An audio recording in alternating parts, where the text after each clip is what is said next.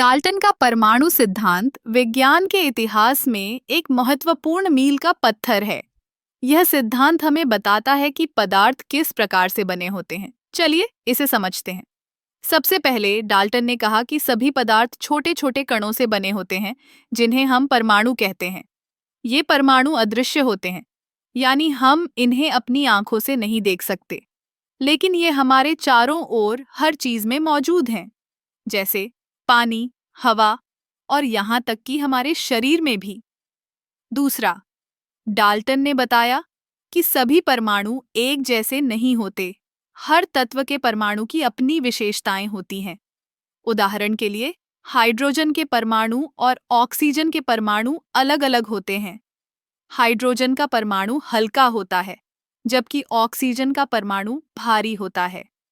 तीसरा, डाल्टन ने कहा कि जब परमाणु आपस में मिलते हैं तो वे नए यौगिक बनाते हैं। जैसे जब हाइड्रोजन और ऑक्सीजन मिलते हैं तो वे पानी बनाते हैं। यह प्रक्रिया बहुत ही दिलचस्प है, क्योंकि एक नया पदार्थ बनता है जिसमें दोनों तत्वों के गुण होते हैं। चौथा, डाल्टन ने यह भी कहा कि परमाणु न तो पैदा होते हैं और न ही नष्ट होते हैं। जब रासायनिक प्रतिक्रियाएं होती हैं तो परमाणु केवल एक दूसरे के साथ मिलते हैं या अलग होते हैं, लेकिन उनका अस्तित्व हमेशा बना रहता है। यह सिद्धांत रासायनिक प्रतिक्रियाओं को समझने में बहुत मदद करता है। अब डाल्टन के सिद्धांत का एक और महत्वपूर्ण पहलू है कि यह रासायनिक यौगिकों के अनुपात को भी समझाता है।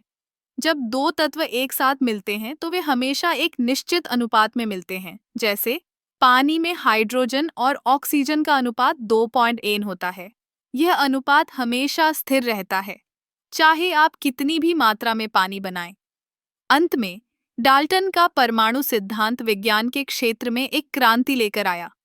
इसने हमें यह समझने में मदद की कि पदार्थ कैसे बनते हैं और कैसे वे आपस में प्रतिक्रिया करते हैं।